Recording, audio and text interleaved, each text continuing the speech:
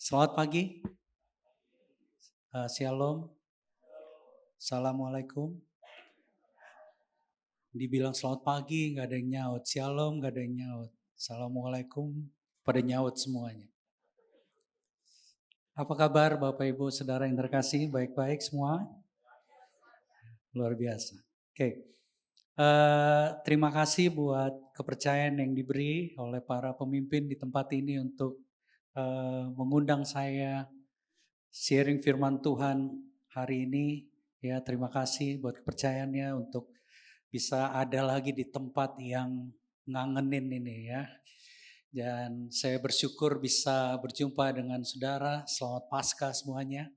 Tuhan Yesus mati dan bangkit buat kita semua. Amin. Dan saya percaya Bapak Ibu kalau sampai saya diberi kesempatan untuk sharing, saya percaya Tuhan itu punya sesuatu untuk entah seseorang atau beberapa orang yang ada di jemaat Tuhan di tempat ini untuk mendengar pesan ini. Selalu saya percaya ini.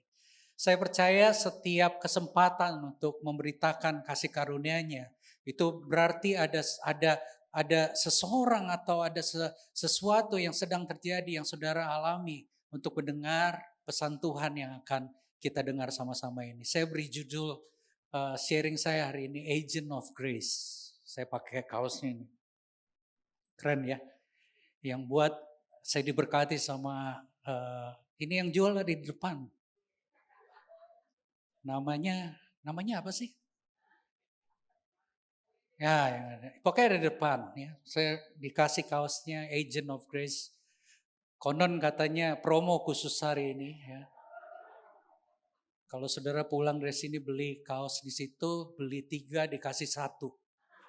Khusus hari ini. Jadi manfaatkan tuh. Ya. Agent of Grace. Nah kalau dengar kata agent, maka yang muncul di kepala kita pasti macam-macam. Ada yang langsung muncul agent asuransi, insurance agent. Agent tuh bahasa kerennya agen. Ya. Jadi anak zaman now kalau kamu pergi cari agen, mereka nggak ngerti. Mereka taunya agent. Ya katakan sama saya agent. Ya padahal agen. Ya. Nah kalau dengar kata agent atau agen langsung muncul agen asuransi. Atau apalagi agen MLM, multi level marketing. Agen aqua, gas ya. Agen apalagi? Judol, ya macam-macam deh pokoknya. Agen rahasia dan macam-macam kita dengar apa yang muncul di pikiran kita dengar kata agent. Nah, agent itu sebenarnya adalah seseorang yang mewakili sebuah brand atau produk tertentu, ya, atau jasa tertentu. Jadi kalau saudara mau tahu sebuah produk atau sebuah brand, saudara nggak perlu ketemu dengan bos besarnya. Saudara cukup tahu informasinya, cari agennya karena seorang agen dari sebuah brand tertentu ya atau sebuah jasa tertentu, dia bisa cerita, dia bisa jelaskan, dia bisa berdiskusi dengan saudara tentang produk atau jasa tersebut. Ada yang melototin saya dari belakang bilang, kayaknya gue salah masuk nih. Harusnya ini kebaktian kenapa jadi presentasi tentang agen asuransi, bukan? Nah, sabar dulu, sabar. Ya. Nah, tahukah Bapak Ibu Saudara bahwa sebenarnya keberadaan kita di muka bumi ini, kita ini sebenarnya adalah agent. Saya buat keren deh, agent, bukan agen, agent. Ya, yang mewakili Bapa di surga untuk menceritakan kepada orang-orang di sekitar kita tentang apa itu yang namanya kasih karunia dan agennya adalah kita. Dari pagi susah banget amin di tempat ini. Kita ini agent of grace, kita ini agen Bapa Surgawi selama kita ada di muka bumi ini. Karena kehadiran kita di muka bumi ini ketika kita terima Yesus, ketika kita bertobat, bukan hanya sekedar Jadi orang Kristen bukan hanya sekedar masuk surga. Karena kalau cuma sekedar masuk surga, jadi orang percaya, rubah tata cara baptis. Jangan cuma demi nama Bapa, Putra, dan Roh Kudus aku baptiskan kamu. Blep dan keluar lagi. Jangan buat lamaan dikit baptisnya. Demi nama Bapa, Putra, dan Roh Kudus, blep blep blep blep blep blep blep blep blep blep blep blep blep, masuk surga dan selesai. Tapi bukan itu tujuan kita menjadi orang percaya. Mari kita buka satu ayat dalam Lukas 24 ayat 45 sampai 49. Sebelum baca, coba lihat kiri kanan dulu. Kasih senyum, jangan tegang santai aja. Senyumnya jangan senyum menakutkan, senyum yang penuh kasih karunia. Ya. Kita baca Lukas 24. Saya terkejut ketika baca ayat ini. Ada satu kata dimulai dengan kata ini. 1, 2, 3. Lalu ia membuka pikiran mereka. Sehingga mereka ngerti kitab suci. Ini ada yang unik. Bayangin 3,5 tahun. Ini bicara, ini kisah menceritakan waktu Yesus bangkit. Ya, dia udah menunjukkan diri kepada murid-murid yang lain. Nah ini finalnya nih. Dia tunjukin kepada semua murid-murid, tunjukin dirinya bahwa saya bangkit. Ya, saya bangkit. Apa yang terjadi? Alkitab catat kalau saudara baca pasal ini, mereka malah ketakutan. Ketika Yesus muncul di ayat sebelumnya, ketika Yesus muncul di tengah-tengah mereka dan menyebut damai sejahtera atau kalau bahasa Arabnya assalamualaikum ya kepada mereka, dan mereka kaget setengah mati. Mereka malah ketakutan. Di ayat itu kalau saudara baca, maka saudara bisa tahu bahwa hantu itu ternyata benar ada. Di ayat itu saudara. Karena murid-murid pikir yang mereka lihat adalah setan, hantu. Lalu Tuhan Yesus bilang hantu itu gak berdaging, gak bertulang. Berarti benar ada hantu kan? Dan dia bilang begitu. Dan bayangin murid-murid 3,5 tahun jalan bareng Yesus, dengar khotbahnya, dengar pengajarannya, ikut pemuritannya, menyaksikan dengan mata kepala sendiri apa yang Yesus buat. Tapi ketika Yesus bangkit, mereka gak percaya. Bayangin udah berjalan bertahun-tahun sama Yesus, mereka gak ngerti apa maksudnya kitab suci yang kita baca selanjutnya. Katanya kepada mereka, ada tertulis demikian sama-sama. Mesias harus menderita dan bangkit dari orang mati pada hari ketiga. Dan dalam namanya berita tentang pertobatan, pengampunan dosa harus disampaikan kepada segala bangsa mulai dari Yerusalem. Sama-sama, kamu adalah saksi. Kamu adalah saksi. Mereka gak ngerti selama ini. Kalau mereka dengar Yesus bercerita bagaimana dia harus mati di kayu salib, bagaimana Yesus dibangkitkan. Selama ini ternyata blank, mereka gak ngerti. Dan banyak anak Tuhan hari-hari ini, dan ini jadi doa saya, hari ini kita ngerti tentang pertobatan, pengampunan, dan saksi. Karena itulah kenapa Yesus mati dan bangkit. Mereka baru ngerti ketika Tuhan buka pikiran mereka, ayat ini bilang. Nah, saya berdoa hari ini kita mengerti tentang kematian, kebangkitan Yesus di kayu salib. Untuk apa? Kalau Bapak Ibu Saudara perhatikan, ketika kita ngalamin pertama kali perjumpaan dengan Tuhan, 3 hal ini yang terjadi dalam hidup orang percaya. Yang pertama, kita sadar sama dosa. Katakan sama saya, sadar akan dosa. Pertobatan itu sadar. Pertama kali kita menyadari kita ini orang berdosa. Saudara tahu gak? Enggak semua orang sadar akan dosanya loh saudara. Ada orang yang begitu udah benar-benar mengerikan hidupnya, penuh dengan dosa. Tapi dia gak sadar akan dosa. Kenapa? Karena hanya pekerjaan Roh Kudus yang membuat orang bisa sadar bahwa dirinya ini sebenarnya jauh dari Tuhan. Bahwa dirinya ini orang berdosa, orang yang terpisah dari Tuhan. Sehingga apapun yang dia lakukan itu mengerikan akibatnya. Dan ini yang terjadi ketika kita berjumpa dengan Tuhan, pertama kali itu kita sadar, ya ampun Tuhan, saya ini katro banget, saya jahat, saya berdosa. Dan itu kesadaran pertama yang harus kita alami. Yang kedua bukan hanya sadar dosa, kita sadar bahwa dosa kita yang parah itu diampuni. Kita ini dikasihi Tuhan. Enggak ada yang percaya. Kita ini disayang sama Tuhan, benar?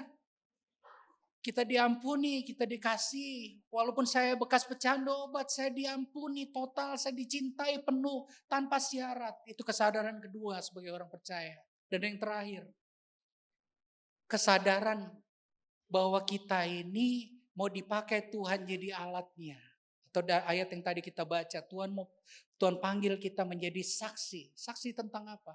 Tentang pertobatan dan pengampunan yang Tuhan Yesus lakukan buat hidup orang percaya. Nah masalahnya gini, nah ini baru saya masuk. Ketika orang dengar kata dipakai Tuhan atau dengar kata jadi alat Tuhan, entah kenapa kita langsung mikir mimbar ini, panggung ini. Hanya orang-orang yang pegang mic dan khotbah, itulah artinya dipakai Tuhan. Kita langsung pikir dipakai Tuhan adalah khotbah di KKR, lalu altar call dan orang-orang maju dan kita doain orangnya rebah, nangis-nangis, guling-guling, rambut berdiri, mulut berbusa dan lain sebagainya. Dan kita pikir itu dipakai Tuhan. Entah kenapa banyak orang pikir dipakai Tuhan itu adalah menjadi WL seperti yang tadi. Yang kalau nyanyi itu, wah kita merinding gitu karena suara yang wow itu.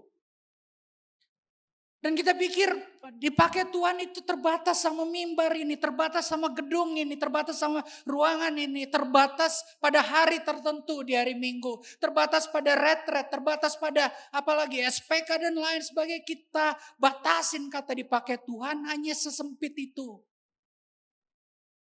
Masalahnya gini saudara, nggak semua orang bisa berkhotbah. Ada orang-orang tertentu emang dia nggak pandai bicara. Dan orang-orang ini semakin dia coba khotbah, semakin lama dia khotbah, semakin ngaco orang yang dengar khotbahnya. Bukannya jadi benar. Nggak semua orang bisa nyanyi. Kalau tadi tim PW nyanyi, mereka nyanyi, kita nangis kan jiwa kita. Wah, robek-robek gitu dengar suaranya yang keren. Tapi ada orang yang kalau nyanyi, orang yang dengar juga nangis. Tergoncang jiwanya ketika dengar suara dia. Bukan karena suaranya bagus, tapi karena dia gak bisa bedain sol sama do. Dan orang ini nangis dalam hatinya, udah, jangan nyanyi lagi. Karena gak semua orang dipanggil seperti itu. Tapi bukan berarti kita gak bisa jadi alatnya. Setiap dari kita Bapak Ibu.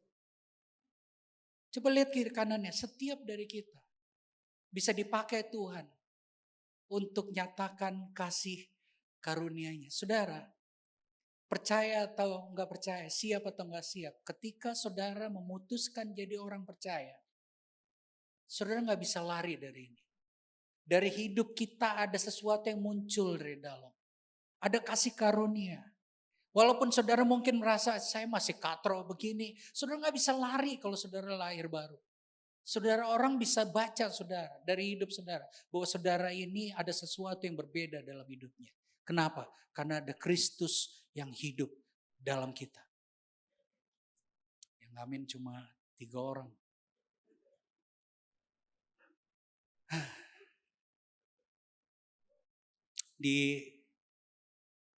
Saya dulu backgroundnya gereja kecil, ya di Pamulang. Pak Budi ini dulu salah satu pembicara yang kami sering undang. Nah karena gereja kecil minder, denger Abalov tuh kayaknya nggak mungkin deh ngundang orang-orang besar dari Abalov mau. Jadi doa kami tuh dulu sederhana, Tuhan kirim kami pembicara, Tuhan kirim kami pembicara. Karena ke gereja kami di dusun sana nggak ada yang mau datang. Ya, tapi aneh, saudara, Pak Budi sudah datang, ya, dan berapa penatua sudah datang berkati kami. Kami gereja kecil unik, ya.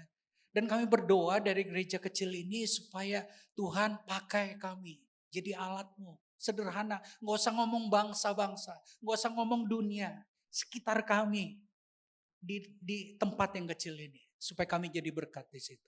Kami nggak tahu caranya, karena kami nggak pinter khotbah, kami nggak pinter ngajar.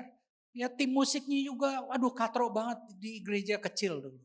Suruh bayangin di gereja kami itu, saking kami desperate nih sama pembicara. Saudara, di gereja kami itu asal ada orang ubanan, kami suruh khotbah. Beneran, karena kelihatan bijaksana, wah khotbah dia. Kami haus banget sama yang kayak gitu-gitu. Nah, satu kali tahun 98 apa 97 saya lupa. Itu lagi tren di Jakarta itu bikin kafe tenda. Ingat gak?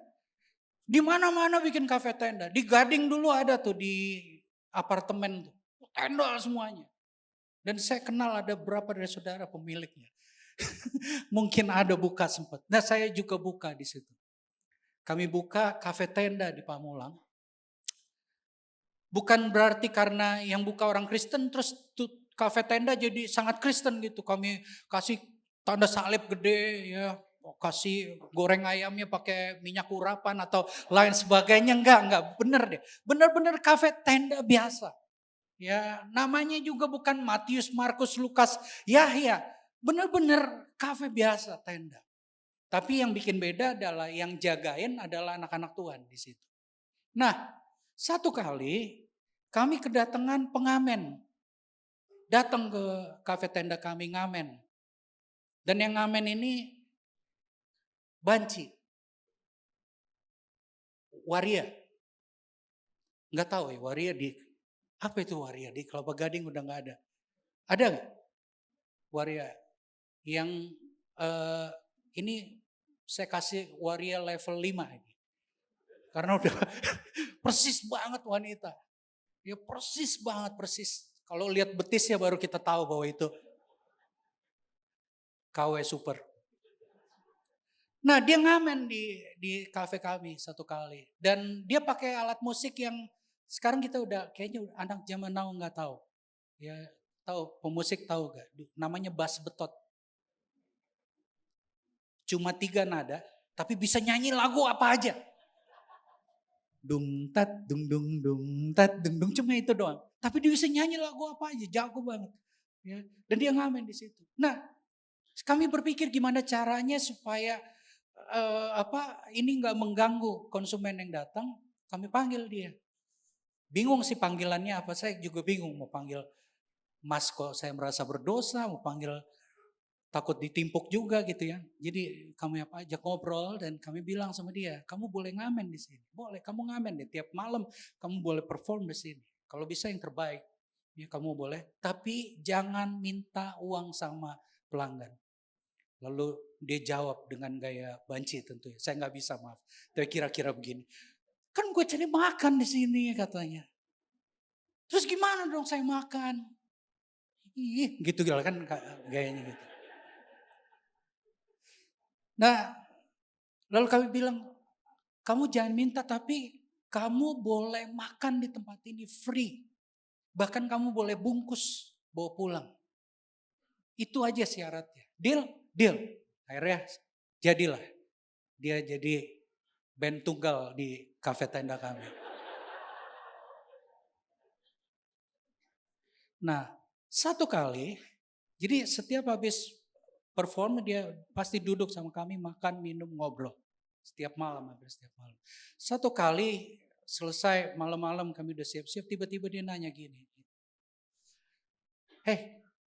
Kalian ini pasti orang Kristen ya katanya gitu. Oh kita kaget. Padahal nggak ada yang pakai salib dan lain-lain, nggak ada. Kita nggak khotbahin dia juga nggak ada. Tapi dia bisa bilang, kamu pasti orang Kristen. Lalu saya tanya, kok tahu? Dia nggak jawab, karena ada cahaya di wajahmu nggak ada. Ya itu gombal banget itu. Karena kalian beda, katanya. Kalian beda. Kamu nggak pernah menghina saya.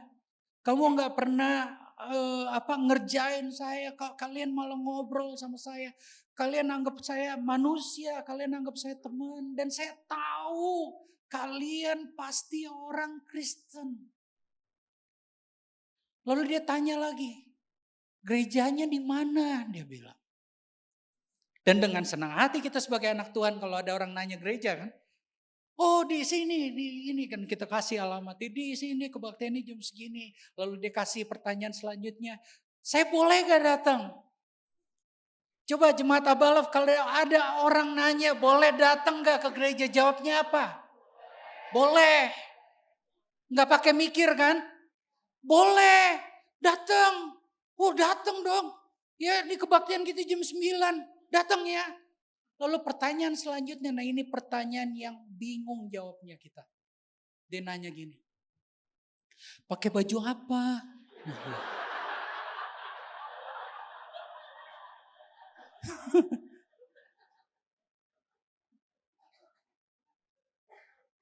Bu, pakai baju apa coba? Mau ke gereja loh ini. Roma 12 loh, ingat Roma 12 loh. Saya mau jawab karena kita gereja Pantai Kosta, saya mau jawab. Kamu harus pakai rok hitam, atasan putih, panjang. Saya ngebayang, kok jadi aneh. Saya mau bilang pakai celana panjang, kemeja putih, pakai dasi. Tambah aneh lagi.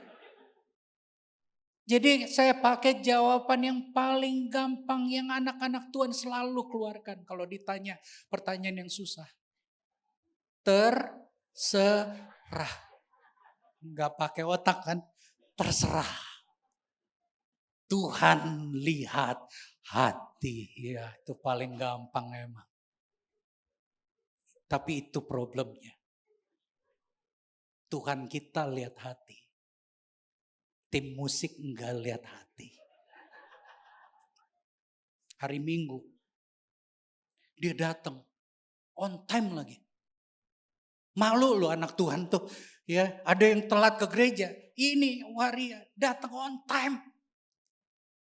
Dan dia duduk di deret ketiga kayak begini, di paling kanan, dia duduk deret ketiga dengan pedainya, dengan baju dinasnya. Dengan pede dia masuk dan duduk. Dan hari itu saudara yang terkasih, itu kebaktian terkacau yang pernah kami adakan. Kenapa? Karena keyboard ngaco langsung mainnya. Ini yang main keyboard tadi, ngaco. Dia gak fokus sama chordnya, dia fokusnya sama itu waria. Tim musik kacau balau. Yang khotbah apa lagi? Nyebut Mazmur jadi mansyur. Kacau deh pokoknya hari itu. Dan buat kami hari itu kayak Tuhan gak hadir. Saudara yang di pelayanan profetik ngerti maksud saya. Kayak gak ngangkat gitu loh. Saya juga gak ngerti sih sampai sekarang. Apa sih yang diangkat? Ya kayak kebaktiannya gak gitu loh. Gak ngangkat. Ngerti kan maksud saya? Ngerti kan? Gak ngangkat gitu loh. Kayak ada sesuatu gitu. Kalau orang pendoa syafaat langsung, ini pasti ada roh. Udah langsung begitu deh jawabannya, ini ada roh.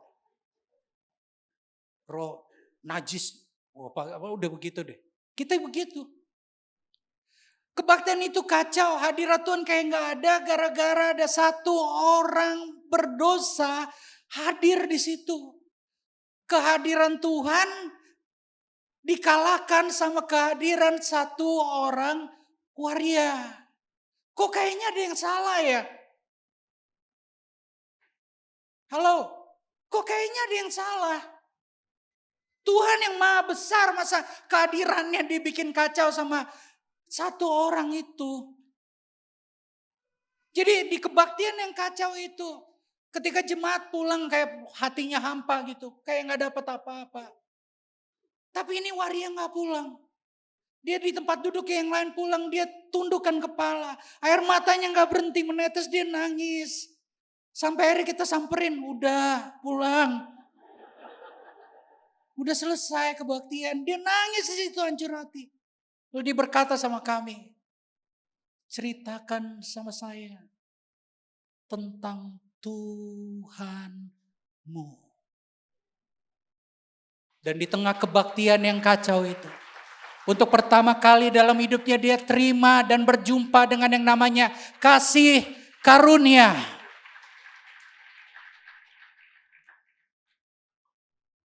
Gereja gak siap sama yang begini. Gereja seneng kalau yang masuk ke tempat ini tuh yang kudus gitu tampangnya. Yang maju, yang kalau datang ke gereja duduk depan dan seneng tuh. Ya gak kamu dia? Seneng.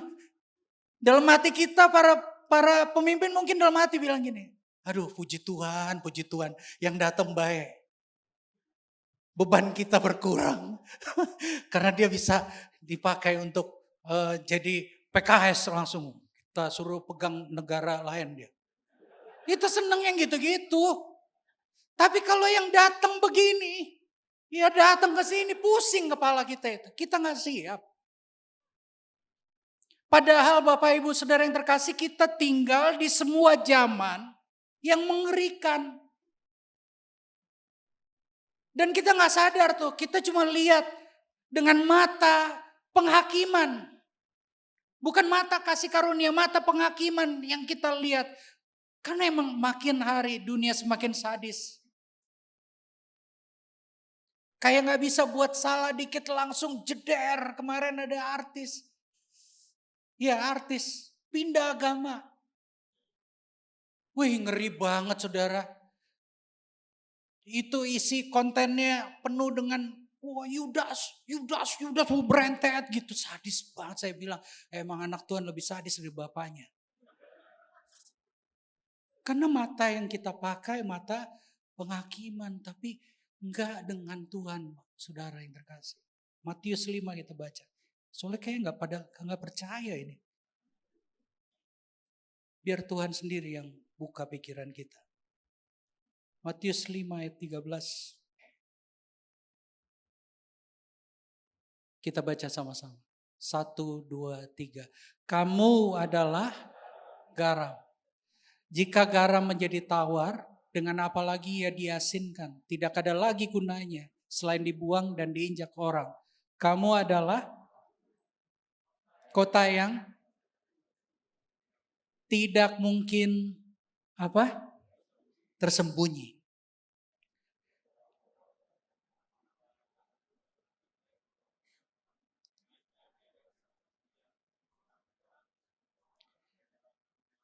Demikianlah hendaknya terangmu bercahaya di depan orang. Supaya mereka melihat perbuatan yang baik dan memuliakan Bapamu di surga. Ayat ini bilang dengan simple, jelas. Saudara gak perlu jago ahli bahasa Yunani untuk terjemahin ayat ini. Ayat ini cukup simple dan jelas. Tapi sayangnya kita suka salah baca. Tahukah saudara ayat ini adalah bukan kalimat perintah. Ayat ini gak bilang aku perintahkan kamu jadi terang. Aku perintahkan kamu jadi garam. Enggak. Ayat ini kalimat pernyataan. Ngasih tahu. Kamu adalah garam. Kamu adalah terang. Bukan perintah. Tapi kasih tahu. Nah yang jadi problem adalah banyak anak-anak Tuhan masih suka aneh doanya. Dia datang ke KKR, lalu datang ke hadirat Tuhan sambil nangis-nangis dan berdoa, Tuhan jadikan aku garam Tuhan. Jadikan aku terang Tuhan, pakai aku Tuhan, jadikan aku garam. Wah nangis-nangis seperti itu dan Tuhan bingung jawabnya. Ada garam minta jadi garam, ada terang minta jadi terang. Itu sama kayak ada monyet datang ke hadirat Tuhan dan berdoa sambil nangis. Jadikan aku monyet Tuhan. Jadikan aku monyet Tuhan please. Pakai aku jadi monyetmu. Dan Tuhan akan bilang, kamu memang monyet. Monyet gak perlu berdoa untuk jadi monyet supaya dia jadi monyet. Karena memang dia monyet. Bilang kiri kanannya. Apa jangan bilang kamu monyet. Kamu garam dan terang.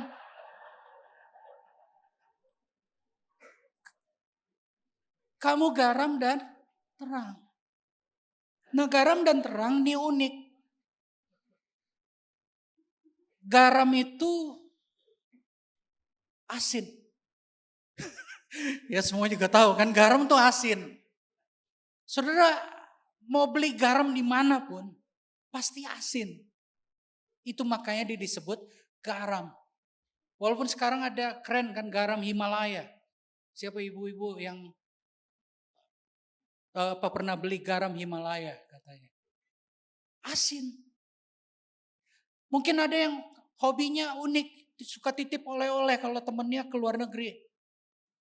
Biasanya kalau titip oleh-oleh tuh gantungan kunci, apalagi pin dan lain-lain sebagai. Kalau dia lain karena dia anak Tuhan yang radikal, dia koleksi garam. Dan dia bilang sama temennya, gue titip ya, lo mau ke ini ya, Belgia ya katanya. Titip ya, kamu titip apa? Garam. Karena saya koleksi garam dari seluruh bangsa. Dan dia dapat air garam dari Belgia dan dia cicipin garam. Keren banget nih garam. Tawar loh nih garam. Garam ini luar biasa loh. Dan dia cerita ke banyak anak. Garam ini tawar loh. Lu pernah coba gak ke garam Belgia? Tawar loh. Itu bukan garam. Jangan-jangan salah itu bedak. Jangan-jangan. Karena yang namanya garam pasti asin. Nah garam dan terang punya karakteristik yang sama. Mereka ini hanya berfungsi di tempat yang berlawanan dengan mereka. Garam itu hanya berfungsi kalau dia ditaruh di tempat yang tawar. Udah percaya aja. Jangan iseng gabut gitu main kancol, main ke pantai lalu cobain tuh air pantai. Kurang asin di pantai ini. Kurang asin. Dan saudara campur tuh garam kurang kerjaan. Sehingga satu skop, satu tronton, satu. Pokoknya saudara campur ke situ. Nggak akan mengubah rasa air laut. Yang berubah cuma pandangan orang-orang yang datang ke situ kepada saudara. Ada orang stres berat karena indeks saham dunia turun.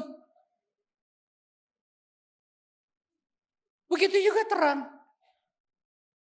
Udah percaya aja, jangan coba-coba saudara kalau bukan hari Natal. Saudara datang ke kebaktian di sini, kebaktian jam 10 ini. Saudara di belakang sendirian bakar lilin. Sendirian gitu bakar lilin. Lalu ditanya lu ngapain? Kurang terang di tempat. Percaya deh ya kiri kanan saudara itu akan berbahasa roh. Doain saudara. Orang Manado bilang, kasih yang ini anak. Begini. Karena gak ada gunanya saudara nyalain lilin di tempat yang terang begini. Lilin hanya berfungsi atau terang hanya berfungsi kalau saudara masuk ke tempat yang gelap. Saudara nyalain walaupun satu batang korek api, maka satu batang korek api ini akan memberi warna yang berbeda di tempat yang gelap itu. Begitu juga garam. Walau saudara ambil secuil dikit aja, saudara taruh di air yang tawar, maka akan memberi rasa yang berbeda pada sesuatu yang tawar itu. Begitu juga keadaan dunia ini. Kita tinggal di dunia yang hari ini makin hancur gak karu-karuan. Pulang dari sini saudara akan ketemu orang-orang yang tawar. Pulang dari sini saudara akan ketemu orang-orang yang blank, gelap, blank, tahu? Gelap. Karena gelap mereka gak tahu bahwa tingkah lakunya itu lukain orang karena gelap. Dia gak tahu apa yang dia buat itu melukai istrinya, melukai suaminya, melukai papanya, melukai anaknya. Dia gak tahu kenapa karena gelap. Dan orang-orang ini butuh orang-orang yang bisa memberi warna dan rasa. Dan saya beri nama orang-orang ini agent of grace. Karena lewat orang-orang ini mereka bisa memberi warna dan rasa di dunia ini. Aduh, susah amin di tempat ini.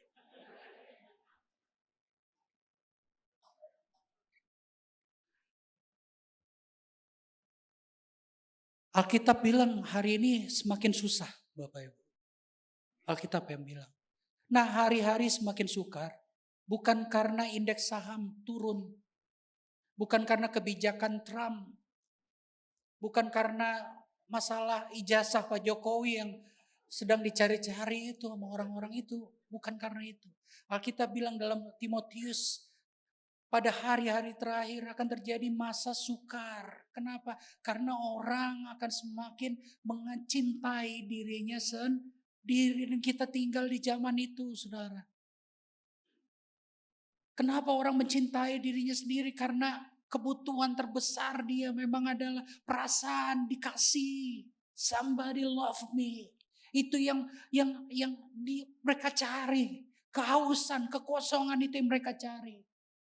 Dan mereka pikir mereka bisa dapat dari story di Instagram yang di-like oleh ribuan bahkan ratusan ribu. Viral konten mereka di TikTok. Mereka pikir mereka bisa dapat dari itu. Kita hidup di zaman yang gak ada di sebelumnya. Zaman kami pelayanan dulu sama Pak Budi Kamel ini.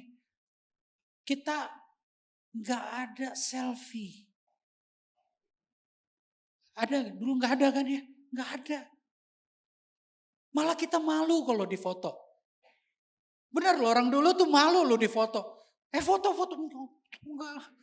Kacau banget gambar dirinya orang dulu itu. Dulu. Sekarang mah banci foto kita. Tapi dulu enggak ada. Tapi sekarang semua selfie. Saya masih enggak ngerti sampai hari ini. Ada orang bisa berdoa dan foto dirinya sendiri. Ada orang bisa di Instagram muncul di feed saya. Lagi berdoa loh. Lalu dikasih efek-efek edit gitu loh. Ada cahaya gitu. Dan caption. Berdoa dalam roh. Wah. Dulu kalau saya diundang pelayanan gak pernah ada minta. Jangan pulang dulu, foto dulu. Dulu gak ada. Sekarang juga gak ada sih kalau di Jakarta ya. Ini saya bicara luar kota sering.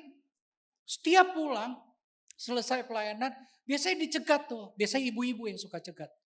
Ya ibu-ibu kalau di luar kota emang gak bisa lihat hamba Tuhan tampang Korea dikit gitu gak bisa. Jadi dicegat gitu. Jadi setiap pulang papa tunggu. Foto dulu ya. Foto dulu. Galak lagi. Foto gak? Ya. Ini aja foto dulu. Nah kalau setiap habis foto pasti mereka larang bubar. Pak jangan kemana-mana dulu, jangan. Diam dulu sini. Ini galak banget nih ibu. Diam dulu sini. Mau ngapain bu? Saya cek dulu fotonya. Dan dia cek. Dia zoom. Itu ibu-ibu kalau zoom tuh kayak wah sebisa mungkin pori-pori kelihatan gitu kalau gitu. Lalu dia ngomong gini, ulang pak, ulang ya. Diulang fotonya, ulang, semua ulang. Lalu saya tanya, kenapa ulang? Jelek. Tersinggung saya. Saya tanya lagi, siapa yang jelek? Siapa? Ini hukum nih Bapak Ibu, hukum. Selain hukum Taurat ada hukum selfie.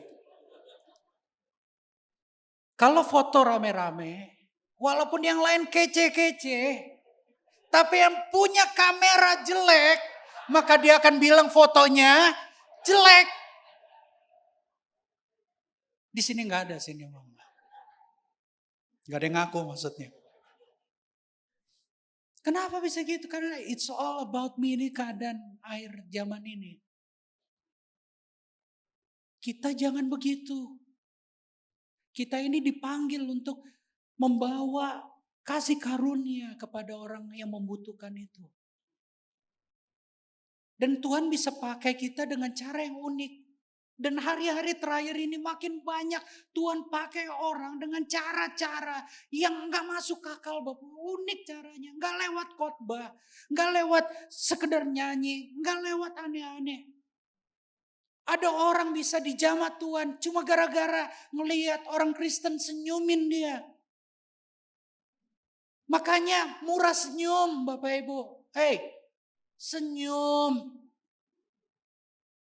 Jangan meliput terus apa, senyumin orang Bapak Ibu. Jangan senyum awkward ya, senyum normal aja. Tapi jangan tegang. Karena saudara bawa Tuhan yang melepaskan setiap beban kehidupan. Akulah jalan kebenaran dan hidup.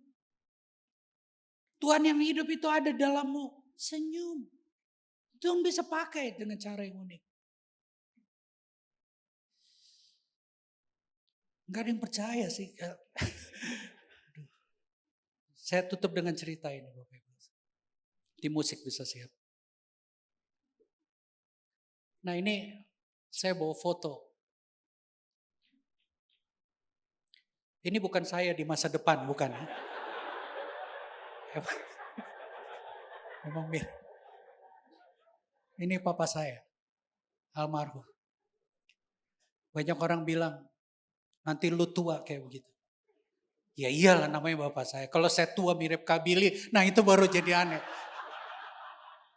Karena dia my dad, papa saya. Nah, papa saya ini foto terakhir sebelum dia pulang.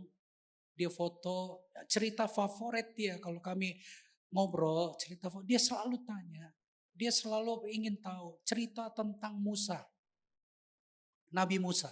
Itu tokoh favorit dia. Dan foto terakhir dia ini di backgroundnya adalah tanah yang waktu Musa Tuhan janjikan inilah tanah perjanjian dan beliau foto di situ sebelum pulang ke surga. Saya sama dia ini dulu ciong. Tahu ciong nggak? Makanan laut itu. Keong ya. Nggak bisa deket. Ya Bapak Ibu nggak bisa deket. Kucing sama anjing. Saya nggak ngerti kenapa dulu. Apa aja yang saya buat salah. Dia selalu, saya nggak ngerti kenapa dia kok kayak begitu sama saya. Dia selalu bilang, saya punya adik, sekarang hamba Tuhan juga. Dia selalu banding-bandingkan saya dengan adik saya. Dia bilang, lihat tuh adik lu tuh, pinter. Lu mau bego. Lihat tuh adik kamu cakep, kamu jelek minta ampun. Anak siapa sih kamu? Saya selalu dibuat begitu. Jadi saya nggak ngerti kenapa. Kenapa nih orang kok anti banget sama saya. Sampai satu kali, itu saya ingat banget. SMP kelas 1. Tiba-tiba lagi marah dia, tiba-tiba dia bilang gini, kamu ini anak Sukabumi. Oh saya kaget, nah. Kamu anak petani, tahu gak tahu diri lo. Kamu tuh bukan anak papa, kamu anak petani Sukabumi dititipin ke kita waktu kecil. Wah saya hancur hati. Sejak itu saya jadi pecandu obat. Otak saya waktu dengar saya anak Sukabumi. Otak saya bilang, bohong. Orang mirip. Mana ada anak Sukabumi begini. Otak saya bilang gitu. Tapi hati itu iblis saudara. Iblis tuh gak peduli kebenarannya. Dia itu penipu. Membunuh dan membinasakan. Hari itu saya tangkap itu. Dan saya luka. Saya jatuh dalam dosa. Hancur lebur bertahun-tahun. Singkat cerita puji Tuhan. Saya berjumpa dengan kasih karunia. Saya bertobat, saya diselamatkan. Tapi walaupun saya udah diselamatkan pelayanan. Saya gak peduli sama orang ini. Gak peduli saya. Buat saya yang penting. Kingdom of God. Wah. Saya gak peduli dia masuk surga apa enggak. Saya gak peduli. Karena hati saya luka sama dia. Sampai satu kali saya dengar kaset khotbah. Hati Bapa. Dari Pak Edi Leo. Oke saya bersyukur buat Abalov. Dipakai tuh kaset Bapak Ibu. Saya dengerin ulang-ulang. Kalau sekarang ulang khotbah gampang kan. Spotify gampang. Dulu tuh perlu anugerah untuk ngulang kaset khotbah. Mesti pencet dulu. Pas-pasin baru. Dulu. Tapi saya ulang-ulang. Saya dijamah Tuhan. Dan sejak hari itu saya tahu. Kasih karunia itu harus dimulai di rumah saya. Sejak itu saya bawa dia dalam doa. Tuhan, jamah papa saya. Jamah dia Tuhan. Tiap hari saya berdoa. Sebagai orang karismatik, kita berharap Tuhan segera menjawab doa dengan cara kita kan. Saya bayangin satu kali. Saya bayangin. Kalau doa suruh bayangin. Ya ingat gak? Suruh imajinasi. Bayangkan papamu masuk ke dalam rumah. Tiba-tiba dia rebah dan teriak-teriak. Yesus, Yesus gitu. Kita demenin gitu-gitu tuh. Yang spektakuler gitu. Atau saya datengin dia dan tiba-tiba dia mental karena urapan. Kita seneng banget yang gitu. Tapi bertahun-tahun saya berdoa buat dia gak terjadi apa-apa. Yang ada malah makin ciong. Makin gak bisa dekat. Sampai-sampai saya pernah datang sama Tuhan. Kayaknya gak ada harapan nih orang. Udah gak ada harapan deh, udah deh. Gue udah gak tahu lagi deh. Dia galak banget, keras banget. Satu kali saya lagi doa seperti biasa. Tiba-tiba Roh Kudus bicara dengan lembut. Mulai besok setiap kamu pulang, bawain papa kamu pisang goreng. Itu makanya ada foto pisang goreng situ. Pisang goreng. Saya waktu denger itu dalam hati saya bilang gini. Kayaknya bukan Tuhan nih. Gak rohani banget. Apa kayak yang lain? Bawain buku Benny Hinn. Bawain buku kaset khotbah Kabudi Setiawan. Apa kayak yang lain gitu loh. Pisang goreng. Gimana caranya pisang goreng bisa membuat orang berjumpa dengan Tuhan?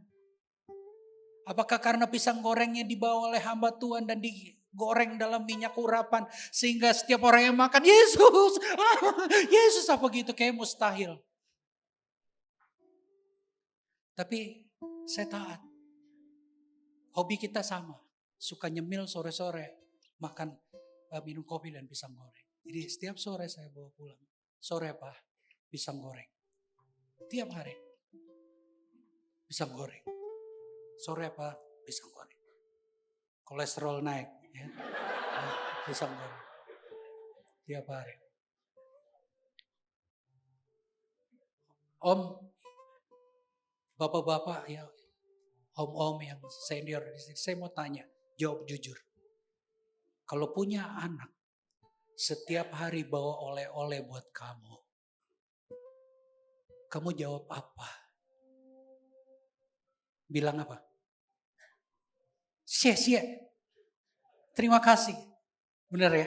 Makasih. Satu hari saya bawa pulang pisang goreng. Pak, sore pisang goreng. Dengan nyinyir ya tiba-tiba dia bilang gini. Dasar bego. Makanya punya otak dipakai.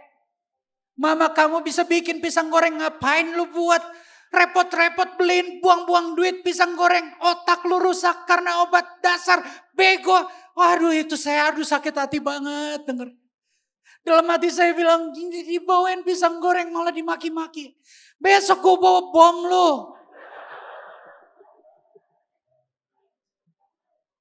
Lalu dengan pasan terluka saya datang lagi ke kaki Tuhan. Gak tahu harus ngomong apa. Kecewa, sedih. Saya datang sama Tuhan, Tuhan. Udah deh, gak ada harapan ya Tuhan. Cabut aja dia. Tapi suara lembut itu kembali berbicara. Pisang goreng. Aduh. Dan saya taat.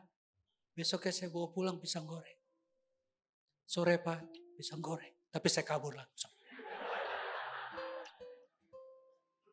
Satu hari saya pulang melayani retret malam-malam dari puncak. Pulang ke rumah naik motor. Masih naik motor waktu itu. Hujan lagi. Biasanya kalau saya pulang malam udah dikunci rumah. Saya punya kunci sendiri. Tapi tiba-tiba hari itu. Papa saya keluar bawa payung. Dan dia payungin saya. Masuk, dia payungin. Dan hati saya berkata, tumben. Kaget gitu. Belum selesai rasa kaget saya, dia bilang mandi. Clean mandi. Papa udah siapin kopi hangat. Makan, nanti kamu masuk angin. Sambil mandi, hati saya bertanya-tanya. Tumben. Dia makan obat apa ini? Ini pasti ada udang di balik batu ini. Lalu selesai mandi, saya duduk di meja makan dan saya makan.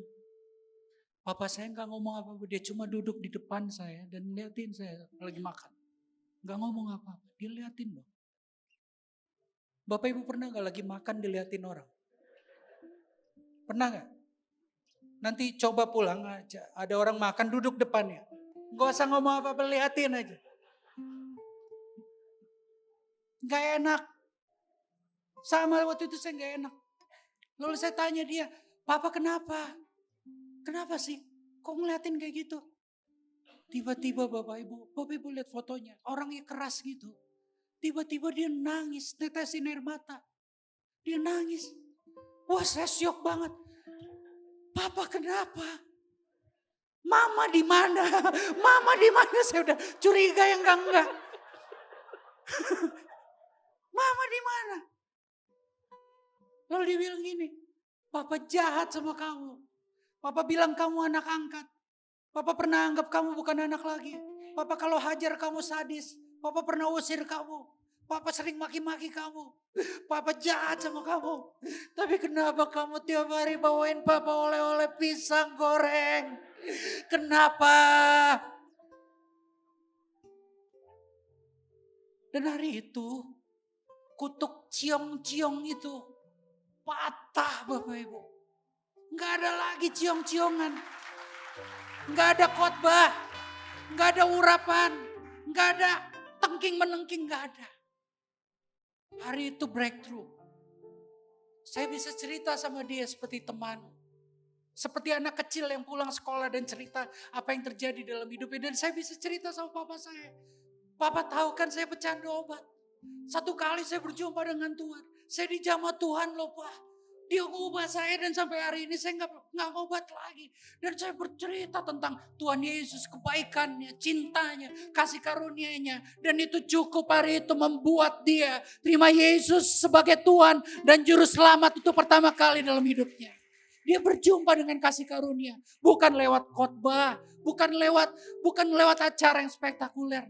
Dia berjumpa dengan Tuhan lewat apa? Bukan pisang goreng, lewat kasih karunia.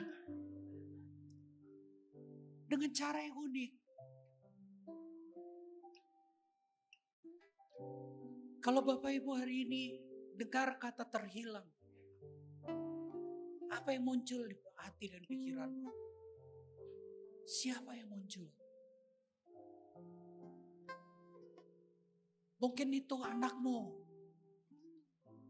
yang kelihatannya udah gak ada harapan lagi.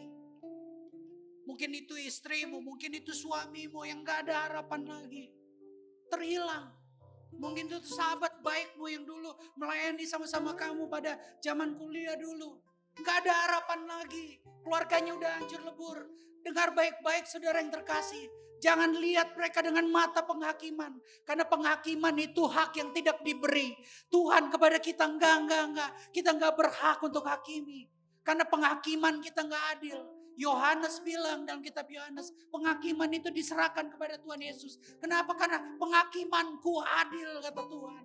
Karena kalau Tuhan hakimi manusia, dia bukan cuma lihat yang kelihatan, dia tahu yang tak terlihat. Beda dengan kita. Kita cuma bisa ngelihat yang kelihatan. Kalau kita lihat pecandu obat, kita cuma lihat lu pecandu obat, mati lu dan gak ada harapan. Itu yang cuma bisa kita lihat. Kita lihat keluarga yang hancur, bercerai. Kita cuma bisa nilai dari apa yang kelihatan. Kita gak tahu story behind. Kita gak tahu apa cerita di balik orang yang pakai obat. Kita gak tahu cerita di balik orang jadi pelacur. Kita gak tahu the story, the real story behind orang-orang yang terhilang itu. maka kita gak akan pernah bisa jadi hakim yang adil. Dan jangan. Tuhan panggil kita untuk menjadi saluran kasih karunia-Nya. Ada lagu lama.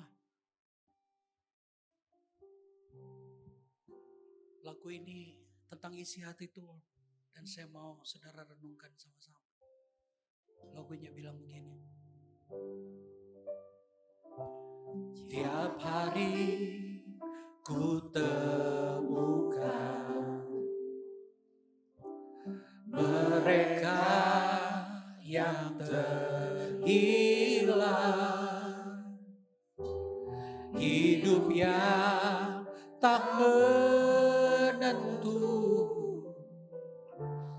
arah tujuan. Mereka bisa tertawa, tapi hati mereka penuh duka. Dalam tawa mereka tersimpan duka. Namun Tuhan mendengar tangis mereka. Mereka berluka, mereka berluka. Kasih Yesus yang besar sebagai jawaban. Mereka berluka, mereka berluka.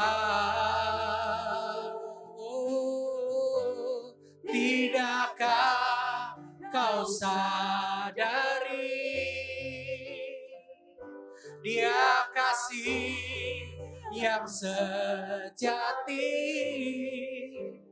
Mereka berluka.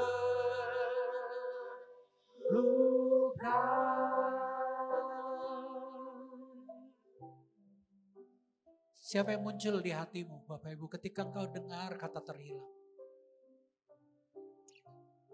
Pesan Tuhan hari ini, jangan putus asa. Mereka berjumpa dengan kasih karunia bukan karena keputusanmu, bukan karena kekuatanmu, tapi karena kasih karunia itu bekerja buat mereka. Jangan putus asa. Dan siang ini sebelum kita kembali ke rumah kita masing-masing, maukah kita sekali lagi beri waktu, sekali lagi beri ruang di hati kita untuk bawa mereka, nama-nama yang muncul di hati dan pikiranmu, ke hadapan Tuhan. Dan minta sama Tuhan, belas kasihan-Mu Bapa buat mereka. Tolong mereka. Tolong mereka. Mari kita bangkit berdiri sama-sama. Sambil kita taruh nama-nama itu di hati kita. Kami bawa mereka Tuhan. Oh, Tuhan memanggil kita untuk membawa terang-Nya. Tiada lebih berharga dari yang terhilang. Dengan iman katakan kasih-Nya, kasih-Nya mencerahkan. Buatku mengerti, buatku mengerti. Mereka perlu mendengar tentang kasih-Nya. Mereka berluka,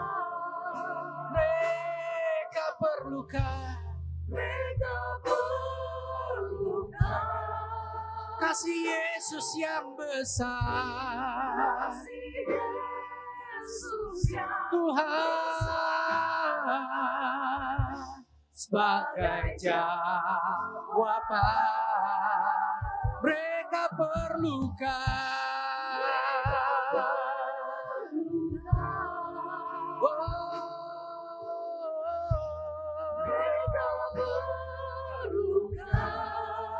Tidakkah kau sadari?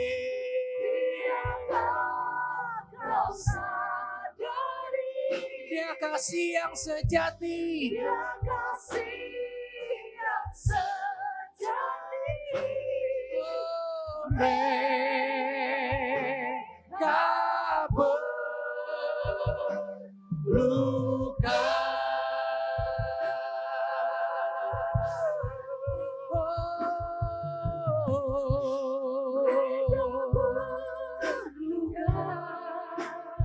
Mereka perlukan. Mereka perlukan. Kasih karunia-Mu buat mereka Tuhan. Kasih Yesus yang besar sebagai jawaban.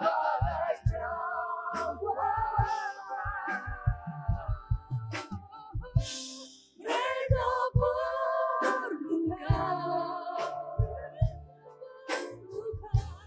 Mereka perlukan. Tidakkah kau sadari? Dia kasih yang sejati.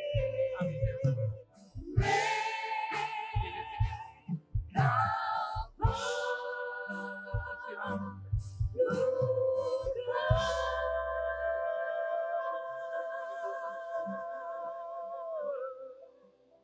Biarlah siang ini turun kasih karunia-Mu atas setiap kami Tuhan. Kasih karunia untuk kami menabur kasih. Kasih karunia untuk kami melakukan apa yang menjadi isi hati Tuhan. Kami mengucap syukur untuk firman-Mu. Dan kami percaya ada iman untuk kami terus Tuhan melakukan apa yang menjadi bagian kami. Dan kami percaya kasih-Mu nyata untuk setiap orang yang Tuhan taruh dalam hati kami pagi ini. Di dalam nama Tuhan Yesus kami berdoa, kami menyerahkan semuanya ke dalam tangan kasih-Mu. Mari sama-sama katakan. Amin.